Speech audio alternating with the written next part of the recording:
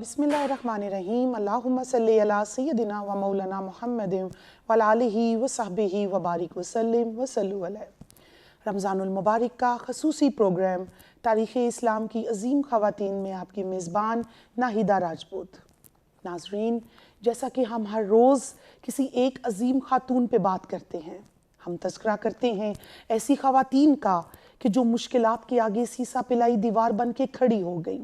जिन्होंने अपनी ज़िंदगी में ऐसे ऐसे दुख देखे और वो मुकाम आया कि आपने अपना तन मन धन कुर्बान कर दिया, अपने वक्त की कुर्बानी दी, अपनी ज़ात की कुर्बानी दी। हमने बहुत सी ऐसी ख़वातीन देखी कि जिन्होंने अपनी औलाद दीन इस्लाम के राह में कुर्बान कर दी।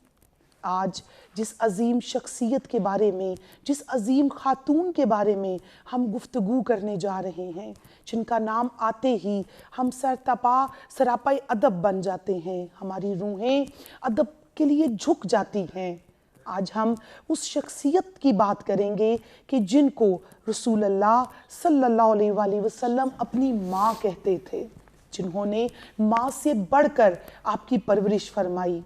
आज हम बात करेंगे उस शख्सियत का कि जिनके विसाल पर हुजूर अलैहिस्सलातु वस्सलाम गमगीन हो गए थे और आप दौड़ के उनकी मैयत पाक के पास पहुंच गए, उनको अपने हाथों से कब्र मुबारक में उतारा, उनके लिए बहुत सी दुआएं की।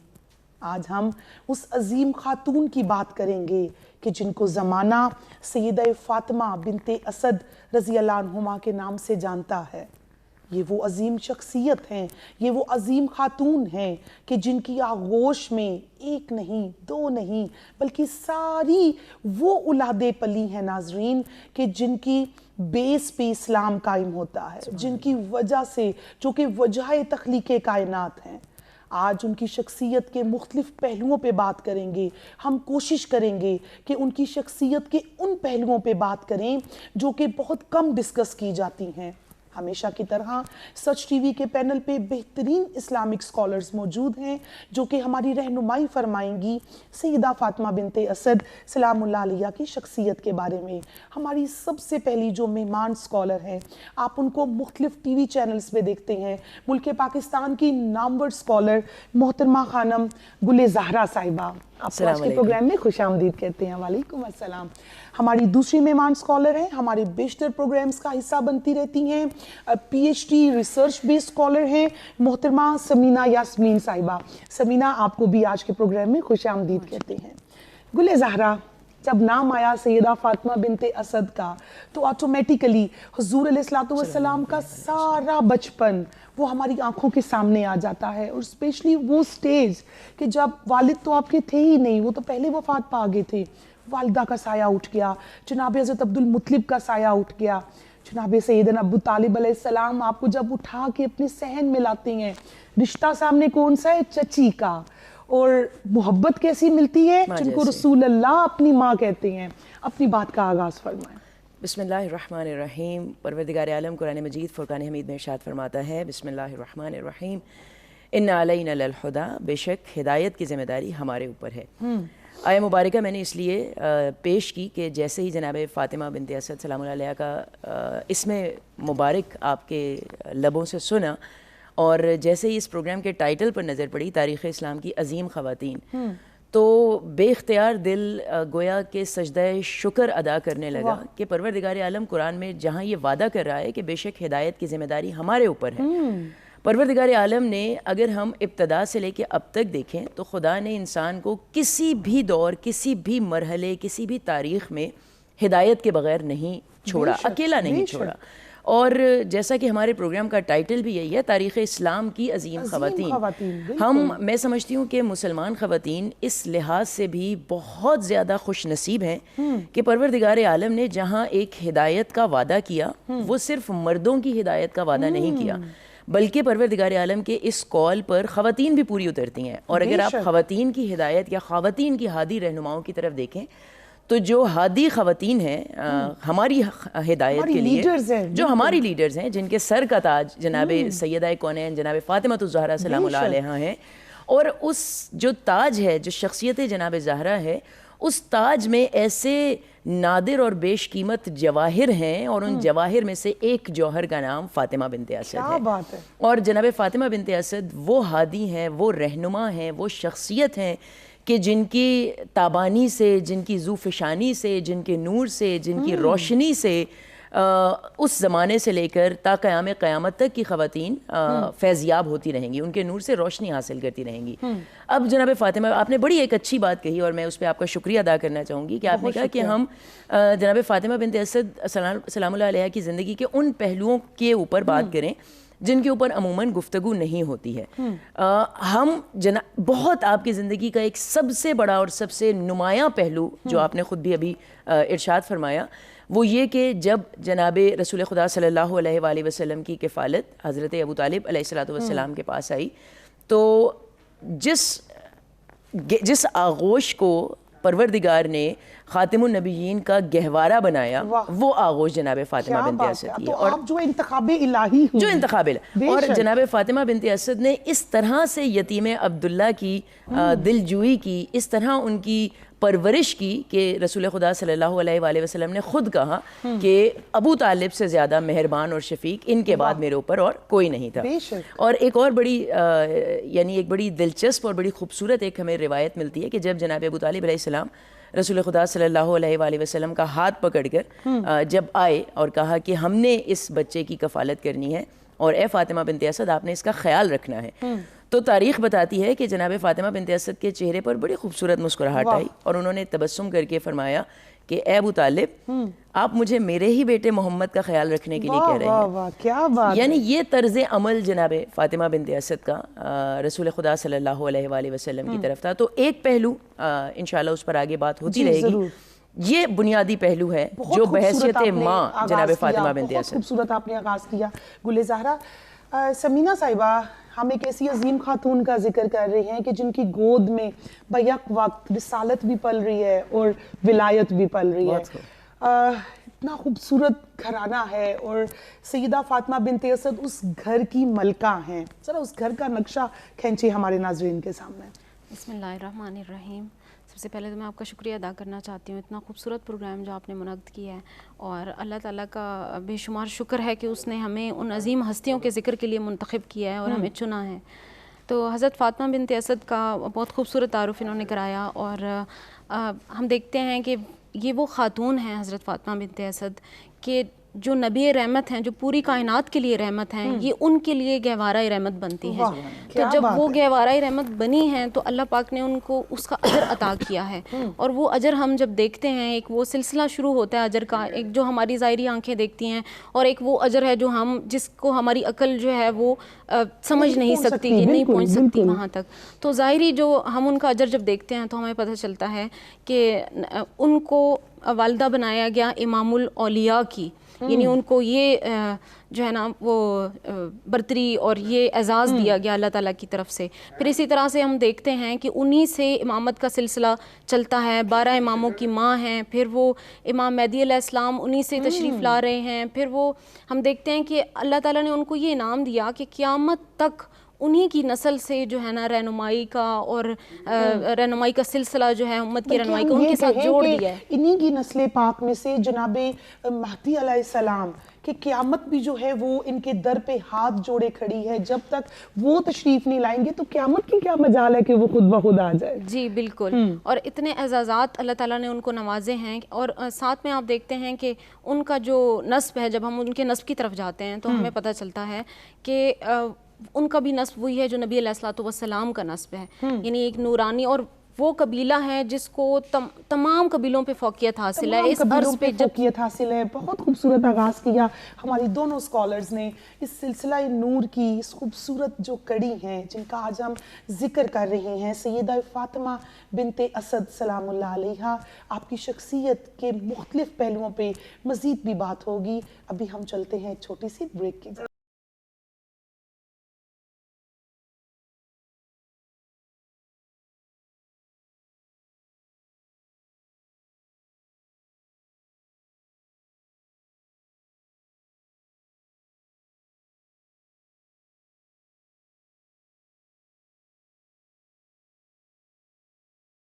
جی، بریک پہ جانے سے پہلے ہم گفتگو کر رہے تھے سیدہ فاطمہ بنت اسد سلام اللہ علیہا کی شخصیت پہ کس طرح سے آپ نے پرورش فرمائی رسول اللہ صلی اللہ علیہ وآلہ وسلم کی، جہاں پہ اس گھر میں، اس صحن میں آپ کی اپنی سگی اولاد بھی تھی، لیکن آپ نے رسول اللہ صلی اللہ علیہ وسلم کی پرورش اور ان کی خیال رکھنے میں اپنی اولاد کو بھی پیچھے چھوڑ دیتی تھی، اور آپ سب سے پہلے رسول اللہ صلی اللہ علیہ وآلہ وسلم کا خیال رکھتی تھی۔ آپ فرماتی ہیں کہ بچپن سے ہی آپ کے جسم پاک سے خوشبو آتی تھی، آپ بچپن سے ہی انتہائی سلیقہ اور انتہائی جو ہے آپ کی بچپن سے ہی آپ کے اندر ایسا ٹھہراؤ تھا آپ کی پرسنالٹی میں کہ سیدہ فرماتی ہیں کہ آپ کے نہ کبھی کپڑے میلے یا گندے ہوتے تھے، نہ آپ عام بچوں کی طرح کھیل کود میں مصروف ہوتے تھے۔ سیدہ فاطمہ بنت اسد سلام اللہ علیہا کی شخصیت کا جو اور ایک ایسا کرکس آپ کا کہ جو ہم نے شب ابی طالب میں دیکھا، وہاں پہ آپ کی پرسنالٹی، اور پھر یہ وہ گھر ہے گل زہرا جو کہ سب سے پہلے توحید کا مرکز بنتا ہے۔ کیسے آپ اپنے شوہر کا ساتھ دیتی ہیں، پھر کیسے آپ رسول اللہ صلی اللہ علیہ وسلم کا ساتھ دیتی ہیں، بتائیں ہمارے ناظرین کو۔ جی یہاں پر چونکہ جناب فاطمہ بنت اسد مولا متقیان امام علی علیہ السلام وہ پہلے فرد ہیں کہ جو دونوں طرف سے ہاشمی ہیں، یعنی جن کے والد بزرگوار بھی ہاشمی، جن کی والدہ بھی ہاشمی۔ جناب فاطمہ بنت اسد جناب ہاشم کی پوتی تھی اور رسول اکرم صلی اللہ علیہ وآلہ وسلم کی چچی ہیں، اور یہ جو خاندان ہاشم ہے یہ خاندان پورے عرب میں، جزیرۃ العرب میں اپنی کچھ مخصوص خصوصیات کی وجہ سے مشہور تھا، منفرد تھا، مشہور تھا، نمایاں تھا، جن خصوصیات میں جود و سخاوت شامل ہے، ان میں جوان مردی شامل ہے، اس میں صبر و استقامت شامل ہے۔ اور جیسا کہ جناب ابو طالب کا جب نکاح ہوا جناب فاطمہ بنت اسد سے، تو آپ نے نکاح بھی انہی الفاظ میں اس پر روشنی ڈالتے ہوئے کہا کہ تمام حمد ہے اس رب کے لیے کہ جو عالمین کا پروردگار ہے، جس نے عرش کو پیدا کیا، جس نے ہمیں خانہ کعبہ کی محافظت پر مقرر کیا، اور جس نے ہمیں دیگر قبائل کے اوپر شرف و برتری عطا فرمائی۔ تو یہ جو قبیلہ بنی ہاشم تھا، اس کی جو کیریکٹرسٹکس ہیں، اپنے صبر و استقامت کی وجہ سے، اپنی شجاعت کی وجہ سے مشہور تھا یہ اس زمانے میں۔ تو ہمیں انہی یعنی خوبیوں کا جو ایک پرچھائی ہے، انہی خوبیوں کا پیکر عملی ہمیں جناب فاطمہ بنت اسد کی ذات مبارکہ بھی نظر آتی ہے۔ جہاں صبر و استقامت کی بات کریں، ہم شب ابی طالب دیکھ لیں کہ جہاں پر ہم تاریخ میں پڑھتے ہیں، ہم جانتے ہیں کہ مسلمانوں کے اوپر کتنے شدید حالات تھے کہ جب انہیں بعض اوقات کرفیو نافذ کر دیا گیا تھا، کرفیو نافذ کر دیا، کرفیو اس طرح کا کرفیو تھا کہ چلیں کرفیو میں تو پھر شاید کھانے پینے کی کیا سامان مہیا ہو جاتا، لیکن وہاں وہ اس طرح کی صورتحال میں تھے جہاں صرف فزیکل لمیٹیشنز ہی نہیں تھیں، یعنی وہ صرف ایک گھاٹی میں ہی محصور نہیں تھے، ان کے اوپر کھانے پینے کی بندش ہی نہیں تھی،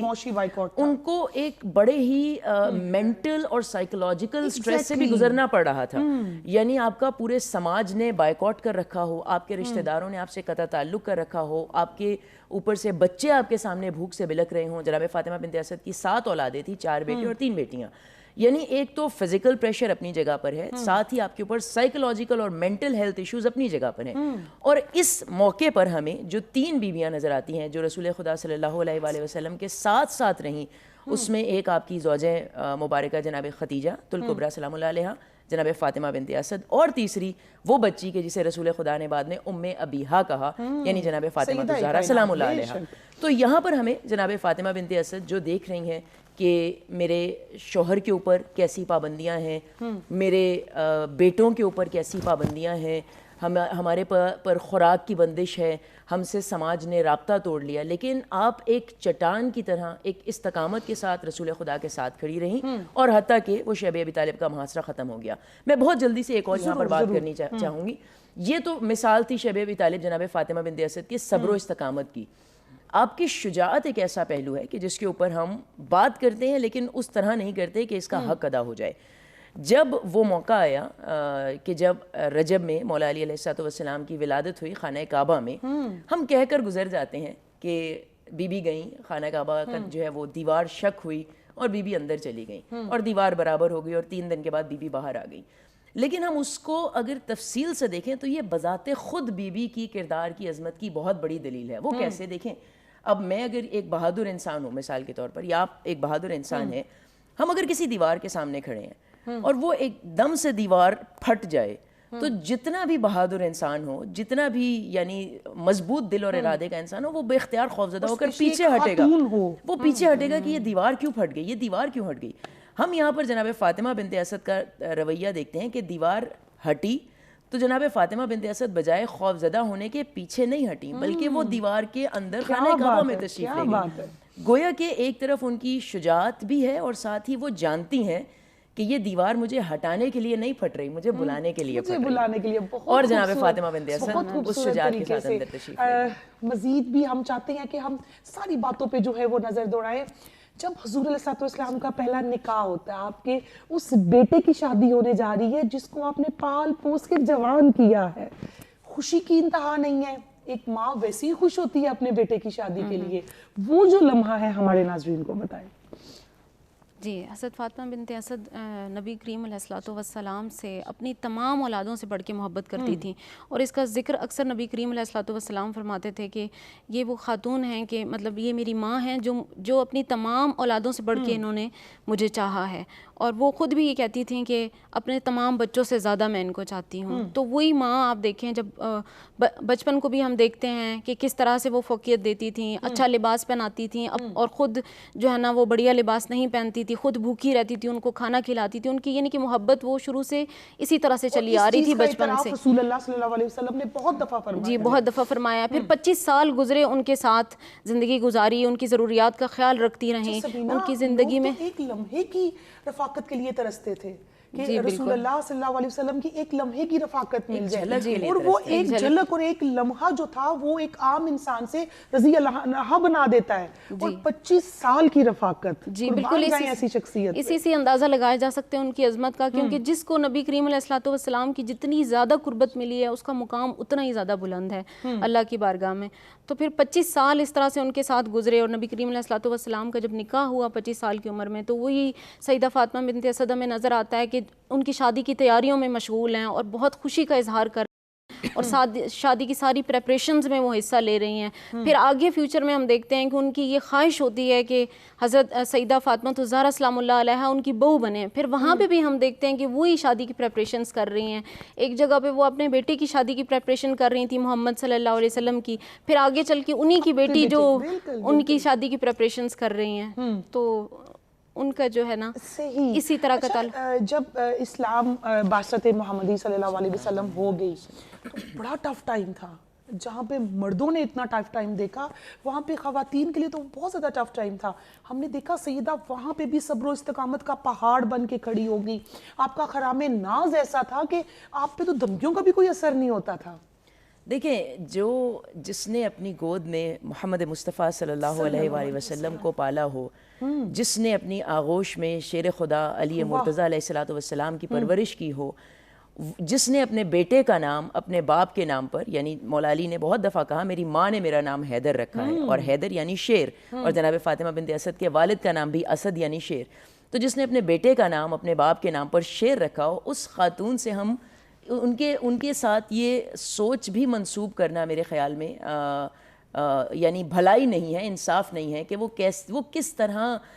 یعنی کسی شے سے ڈر سکتی تھی یا کسی شے سے پیچھے ہٹ سکتی تھیں. اور پھر جناب فاطمہ بنت اسد کی ذات مبارکہ ایسی ذات ہے, جیسا کہ بہن نے بھی ابھی بڑی خوبصورتی سے بیان فرمایا, کہ آپ نے رسالت مآب صلی اللہ علیہ وآلہ وسلم کی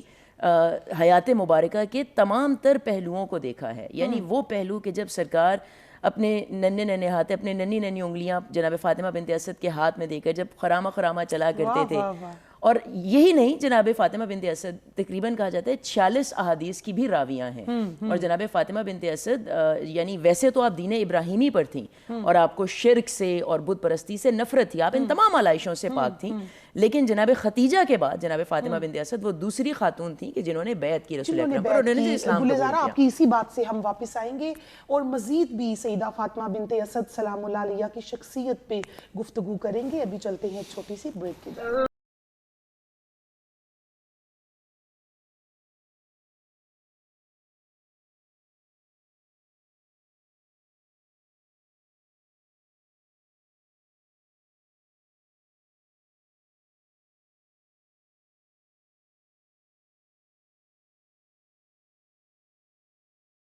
پہ جانے سے پہلے ہم تذکرہ کر رہے تھے اس عظیم خاتون کا جن کے لیے رسول اللہ صلی اللہ علیہ وسلم فرمایا کرتے تھے کہ یہ وہ عظیم خاتون ہیں جو خود تو بھوکی رہ لیتی تھیں اور اپنے حصے کا کھانا بھی مجھے دے دیتی تھیں. ماں کہہ کے پکارتے تھے سیدہ فاطمہ بنت اسد سلام اللہ علیہ. بریک پہ جانے سے پہلے آپ حضور کے بچپن کا تذکرہ کر رہی تھی, ہمارے ناظرین کو وہیں سے آپ اپنی بات کو کنٹینیو کریں. جی بہت شکریہ. میں عرض یہ کر رہی تھی کہ جناب فاطمہ بنت اسد کی ذات وہ ہے کہ جنہوں نے سرکار ختمی مرتبہ صلی اللہ علیہ وآلہ وسلم کو بہت قریب سے لمحہ بلمحہ زندگی کے مختلف ادوار میں ظاہری طور پر آپ کی جو حیات مبارکہ ہے اس کے مختلف ادوار کو دیکھا. اس وقت سے جب سرکار اپنے ننھے ننھے ہاتھ چھوٹی چھوٹی انگلیاں جناب فاطمہ بنت اسد مادر گرامی کے ہاتھ میں ہاتھ ڈال کر چلا کرتے تھے. آپ راویہ ہیں, میں نے عرض کیا آپ نے بہت سارے معجزات کرامات سرکار کے وجود مبارک سے ظاہر ہوتے دیکھے. آپ معلوم ہوگا آپ کو کہ وہ جو ایک کھجوروں کا واقعہ ہے کہ جب کھجوروں کا درخت سرکار کے لیے جھک گیا اور آپ نے خود وہاں سے کھجوریں تناول فرمائی. اور اس کے بعد آپ کی جو, کیونکہ ہمارا بنیادی سوال آپ کی شجاعت اور بہادری کے اوپر تھا لمحہ بلمحہ, جناب فاطمہ بنت اسد نے صرف سرکار ختمی مرتبہ صلی اللہ علیہ وآلہ وسلم کی ہی پرورش نہیں کی, صرف مولا متقیان علی بن ابی طالب کی ہی پرورش نہیں کی, آپ کی باقی اولادیں بھی وہ ایک سے بڑھ کر ایک ہیں. جعفر تیار ہیں, جناب طالب ہیں, جناب عقیل ہیں, یعنی وہ جعفر تیار جن کو تیار کہا جاتا ہے کہ جنہیں پروردگار نے پر عطا کیے تاکہ وہ جنت میں پرواز کریں. تو یعنی ایک ایسی ماں کہ جس کی آغوش واقعاً ایک شعر جناب فاطمہ الزہرا سلام اللہ علیہ کے بارے میں کہا جاتا ہے کہ چلو سلام کریں اس کے آستانے کو حسین پال کے جس نے دیا زمانے کو. تو میں کہتی ہوں کہ یہی شعر جناب فاطمہ بنت اسد کی ذات مبارکہ پر بھی صادق آتا ہے کہ اس کے آستانے پر سلام کریں کہ جس نے سرکار جیسی, جس نے مولا علی جیسی, جس نے جناب جعفر تیار جیسی, جناب عقیل جیسی, جناب طالب جیسی, جناب ام ہانی جیسی ہستیاں پال کر زمانے کو دی کہ جنہوں نے اسلام کی بنیاد رکھی اور جنہوں نے ہماری تربیت کا ذمہ اٹھایا. بہت خوبصورت آپ نے بات کی. سمینہ صاحبہ, اسلام پہ دو ہستیوں کے بہت احسان ہے, ایک سیدہ خدیجہ الکبریٰ سلام اللہ علیہ اور دوسرے جناب ابو طالب علیہ السلام. ایک مرد جب کہیں باہر جا کے کسی چیز کا جو ہے وہ بڑے فخرانہ انداز سے کوئی کرتا ہے, اظہار کرتا ہے یا کوئی کام کرتا ہے, تو بیک پہ اس کو اپنی بیوی پہ بڑا اعتبار ہوتا ہے. ہم نے دیکھا کہ آپ کیسے اپنے بھتیجے کو اٹھا کے لے آئے. اب آگے بیوی ہیں, وہ ان کا کیا ریئیکشن ہو سکتا تھا, لیکن اعتبار دیکھیں ایک اپنے شوہر کا اپنی بیوی پہ, یہ جو میاں بیوی کا آپس میں تعلق تھا, ہمارے ناظرین کو بتائیں. جی بالکل. حضرت سیدہ فاطمہ بنت اسد, جیسے کہ ہم نے ان کے شجرے کا ذکر کیا, تو اسی سے ہمیں پتہ چلتا ہے کہ وہ ایک پاکیزہ نور تھا جو منتقل ہوتا چلا آ رہا تھا, اور بنو ہاشم تک, یعنی ہاشم جناب ہاشم تک وہ آیا, پھر آگے وہ تقسیم ہوا. ٹھیک ہے, تو اسی سے یہ تھا کہ وہ ان چنے ہوئے لوگوں میں سے تھیں کہ جن کے دل شروع سے ایمان کے نور سے منور تھے اور وہ دین ابراہیمی پہ قائم تھیں. اور دیکھیں کہ ان کو شروع سے ہی ادراک ہو گیا تھا نبی علیہ الصلوۃ والسلام کے مقام کا, جب ان کے گھر میں وہ تشریف لاتے ہیں اور 9 سال کی عمر میں وہ آتے ہیں, اور وہ کس طرح سے ان کا خیال رکھتی ہیں. بلکہ ایک بچپن کا واقعہ یہ ذکر کر رہی تھی, تو میں اس کو ضرور ذکر کرنا چاہوں گی کہ جب وہ کھانا پکایا کرتی تھیں اور وہ کھانا دیتی تھیں بچوں کو, تو نبی علیہ الصلوۃ والسلام کی جو ہے نا شروع سے ہی ان کے چہرے سے ایک وہ سردارانہ وجاہت اور وہ چیزیں جھلکتی تھیں. تو ان کی جو مسند تھی نا, وہ حضرت ابو طالب رضی اللہ عنہ کے قریب لگایا کرتی تھیں, ان کے بالکل ساتھ لگاتی تھیں ان کے پہلو میں. اور پھر انہوں نے جب دیکھا کہ وہ باقی بچوں کے ساتھ جب بیٹھتے ہیں اور کھانا کھاتے ہیں, تو وہ کیونکہ نبی علیہ الصلوۃ والسلام تھوڑے حیا طبع تھے, تو وہ کم کھانا کھاتے تھے. تو جب انہوں نے یہ نوٹ کیا, وہ بہت ذہین خاتون تھی, انہوں نے جب نوٹ کیا تو ان سے پوچھا, تو آپ نے فرمایا کہ میں چاہتا ہوں کہ باقی بچے زیادہ کھانا کھا لیں, اس لیے میں چھوڑ دیتا ہوں. یعنی اس عمر سے اثار فرما رہے تھے. تو وہ ان سب چیزوں کو شروع سے دیکھ رہی تھیں, پہچان رہی تھیں. اسی لیے جب جب نبی علیہ الصلوۃ والسلام جب دعوت دیتے ہیں اسلام کی, تو وہ دوسری خاتون تھیں سیدہ خدیجہ کے بعد کی جنہوں نے اسلام قبول کیا. پھر اس کے بعد ہم ان کی مزید دیکھتے ہیں کہ بیعت کا جب حکم آیا تھا قرآن کریم میں, خواتین کو جب بیعت کا حکم دیا گیا تھا, تو وہ سب سے پہلی خاتون تھیں جنہوں نے نبی علیہ الصلوۃ والسلام کے ہاتھ پہ بیعت کی. اسی طرح سے ہجرت کرنے والوں میں بھی وہ تھیں, السابقون الاولون میں وہ ہیں, ان کے بے شمار فضائل ہیں. محدثہ بھی ہیں, ہر جگہ چمکتی دمکتی اور نظر آتی ہیں. ہجرت کی بات ہوئی گل زہرا, اور یہ جو ہجرت مدینہ تھی یہ کوئی آسان کام نہیں تھا. آپ نے 18 سال جدائی برداشت کی، اپنے بیٹے کی، اپنی بہو کی، اپنے پوتے پوتیوں کی، وہ جو قربانی تھی، اور پھر بعد میں جب ہم نے دیکھا کہ وصال کے وقت جو آپ کو حضور علیہ الصلوۃ والسلام کی قربت ملی، وہ بتائیں ہمارے ناظرین کو۔ جی ایک تو آپ کے سوال کے دو پہلو ہیں، ایک تو پہلو ہے ہجرت کا پہلو اور دوسرا پہلو ہے وصال جب آپ کا ہوا، جی وصال پاک جب آپ کو ہوا۔ جی ہجرت جناب فاطمہ بنت اسد سمیت بلا شبہ مردوں کے لیے ہجرت مشکل تھی، لیکن اگر ہم تاریخ اسلام کا مطالعہ کریں تو میں سمجھتی ہوں کہ خواتین کے لیے ہجرت مدینہ کا تمام چیپٹر وہ خواتین کے لیے شاید مردوں سے کہیں زیادہ مشکل تھی، کیونکہ ایک جو ہماری سائیکولوجیکل سٹڈیز بھی بتاتی ہیں کہ جب آپ کسی چیز میں براہ راست انوالوڈ ہوں تو آپ کسی نہ کسی طرح آپ کا کوپنگ میکنزم چل جاتا ہے، لیکن جب آپ کسی چیز میں براہ راست انوالو نہ ہوں بلکہ بیک اینڈ پہ رہ کر اس کا حصہ ہوں تو آپ کے اوپر اس کے نفسیاتی دباؤ، اس کے نفسیاتی اثرات زیادہ ہوتے ہیں۔ تو ہمیں یہی چیز جناب فاطمہ بنت اسد کے ساتھ بھی نظر آتی ہے۔ اب ہجرت مدینہ کا چیپٹر ہمارے سامنے ہے